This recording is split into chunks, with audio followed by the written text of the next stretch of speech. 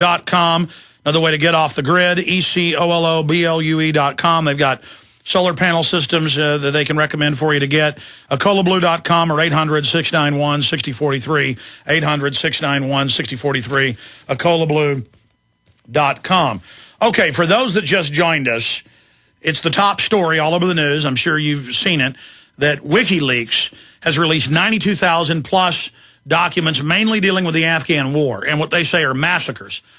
And what I noticed immediately is much of what's in these documents, we haven't had time to go through them all. Most of them haven't been released. They've been given to the mainstream media, which makes me question things.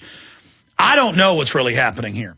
WikiLeaks released an Army document a few years ago where they train captains and above how to stage terror attacks and black ops. They've released a lot of good stuff. But I know that people I respect like John Young have had some questions. Madsen goes even further.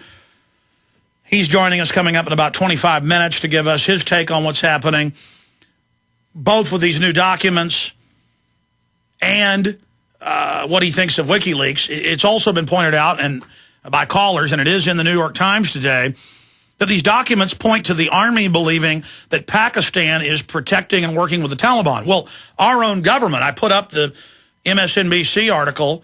It's in my film Road to Tyranny I put out 8 years ago, or 3 or 4 months after 9/11, more than 8 years ago, where they flew 6,000 Taliban and al-Qaeda leaders out to safety. It was basically a staged war. And we know the CIA created the Taliban and al-Qaeda. We know the CIA admitted a month ago they created fake bin Laden videos.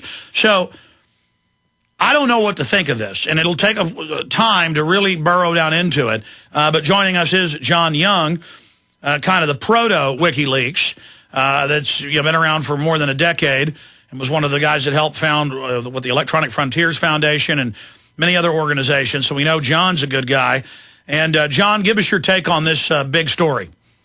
Well, the first thing I'd like to say is that we don't know if these files, and they are digital files, these are not documents, these are not paper documents, they're only digital files. We don't know if they're authentic or not. What we have 3 versions in major newspapers and 1 version on WikiLeaks, and these are only digital versions. And apparently the files are made in the field on computers and sent in to headquarters. And the problem, and so I'll just say is, first of all, when they say it's the biggest dump of military documents, these are not documents, these are digital files. And the reason I emphasize that is that digital files are notoriously easy to manipulate, forge, change, and doctor. And so, and none of these 3 newspaper sites or WikiLeaks provides the original files. They only provide doctored and packaged versions. And so WikiLeaks has been known to put up original documents, as does my site. But these are not original documents, and they're only digital files. So that has not been pointed out, how easy it is to manipulate digital files. And many of the world's intelligence services are dumping huge amounts of digital files onto the Internet right now. And so we don't know for sure whether this is a major revelation or not, or WikiLeaks has been snookered, or if these newspapers have been snookered, and it hasn't been talked about, actually. Now, I say this because WikiLeaks in the past has used digital signatures on every one of their documents to prove authentication. This is the first time they've not done that. So none of these files are digitally authenticated by WikiLeaks, and we find that curious. We also find it curious that for the first time, WikiLeaks released documents to major media before they released it to the public. They've never done that before. They've always opposed that approach. So we don't know what this means, actually, whether this is an orchestrated dump of documents, how they were able to get these major newspapers who are normally extremely skeptical of WikiLeaks to join this campaign. And so there are many answers yet to be answered about whether this is a legitimate release of information or not. So we don't have the original files. We don't know why they cooked up this deal with these major newspapers who typically don't work together like this. And there you have it. Well, I think you've crystallized it well there. And I had noticed that they'd always had digital signatures before. I had noticed that they'd always given it to the public first.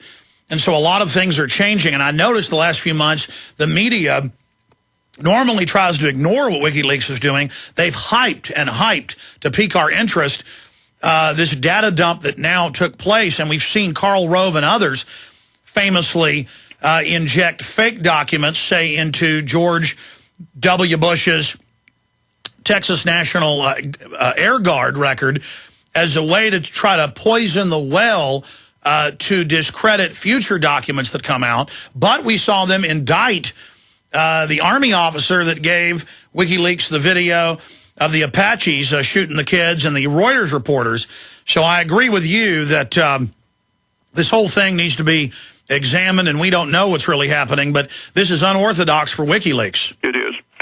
And so I'd like to hear Wayne's view on this. He's an expert in this kind of thing. So disinformation is big business right now in digital form because it's so easy to do.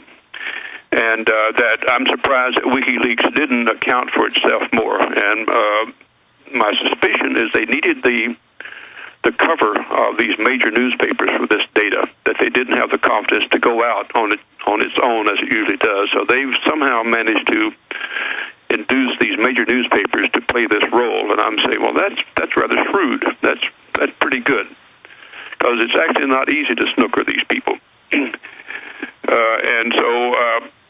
And by the way, one of the things that happens, once you get this kind of coverage in major newspapers, it's very hard to go back and get people to look at the original documents, which are tedious, hard to read, takes forever.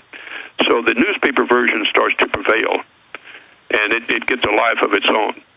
Now, we know this has happened several times in connection with the Obama administration, where a news report has taken on a life of its own, and it's very hard to correct it. And so we're very surprised that for example, the White House has issued this statement by General Jones. However, DOD has issued no statement that says we're studying the documents. We have no statement to make. So they don't know if they're legitimate or not, because of course, one of the things that they've done, they've initiated disinformation campaigns using Cyber World. They have a whole new command to do that, and so they know they're pumping out false information themselves. And so one of the things that's now starting to happen in Cyber World is something called blowback, where your own attack come back to haunt you. And we know that they've been going after Pakistan with disinformation campaigns. And so we would like to see what they're going to do. Now, notice that Pakistan and Afghanistan are saying, what's going on here? And so they're suspicious that this is an actually orchestrated campaign.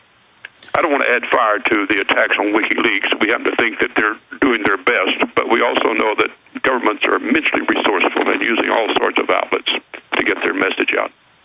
Well, I did notice that the New York Times is able to cherry pick from the 92,000 documents and say, oh, look, there's evidence in these that Pakistan is helping the Taliban right as the news is announced that U.S. forces, special forces, are on the ground. Just a few months ago, the Pentagon lied and said, we have no forces in Pakistan. Now we know they're lying about that if these documents are authentic, and so it's pointing the finger at Pakistan. Yep, and as you know, that's a long-running campaign right now. Listen, it's all fair. This is what war is about. You mount these disinformation campaigns as part of your on-the-ground campaigns. And the Internet is a favorite way to do this these days. That's why we've grown a little bit cautious about stuff we receive. There's so much of this phony information going out in digital form. Well, I mean, here's an example. Here's an example. When I got the MIAC report from a police officer, and then from another federal officer, I got a Homeland Security report, I called the phone numbers on it. And I did data searches and found out that that was an FBI office I was about to call. I called. The person said, who gave this to you? Let me put you to my superior. And I kind of flummoxed them, and they said, yeah, that's real. You're not supposed to have that. And plus, I'd already seen previous documents they'd put out that had been released and declassified in decades before. And I knew it was ADL, Southern Poverty Law Center. I could even search whole paragraphs and find it in ADL, Southern Poverty Law Center reports. So I went on air and I said it was real. And they later came out and had a congressional investigation. They had a State House investigation and confirmed they were real. But so many documents I get, I just say, delete that out of the inbox. There's no way to find the provenance of that. And again, I don't have a big crew, and I'm pretty much the only person I trust, because my butt's on the line to be able to go forward with stuff. So most stuff I've been sent goes right in the shredder or gets deleted, just because, absolutely. Because most of the stuff I get sent is disinfo. Yep. Well, your term provenance is a good one, because, in many fields, this is crucial to figure out whether something's fraudulent or not is to have a traceable provenance. And in digital world, this is extremely difficult to do.